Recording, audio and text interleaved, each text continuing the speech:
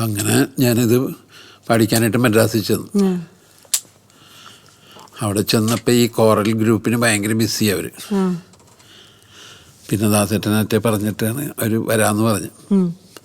അപ്പോൾ റേറ്റ് എന്താ ചോദിച്ചപ്പോൾ ഭയങ്കര കൂടുതൽ, ഒരാൾക്ക് ഇത്ര വെച്ചിരുന്നൊക്കെ പറഞ്ഞിട്ട്. അവസ്ഥ സംഗതി കംപ്ലീറ്റ് ഇതിൻ്റെ റെസ്പോൺസിബിലിറ്റി മുഴുവൻ എനിക്കാണ്.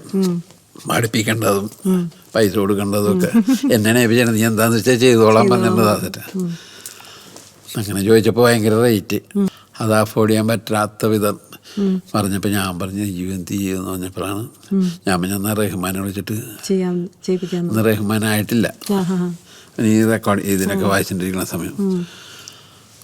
അപ്പം അങ്ങനെ പുള്ളി ഒരു 2-3 കീബോർഡും മറ്റേ സീക്വൻസർ കണ്ടൊക്കെ കൊണ്ടുവന്ന് എൻ്റെ വോയിസ് ഇങ്ങനെ എടുത്ത് റെക്കോർഡ് ചെയ്തു.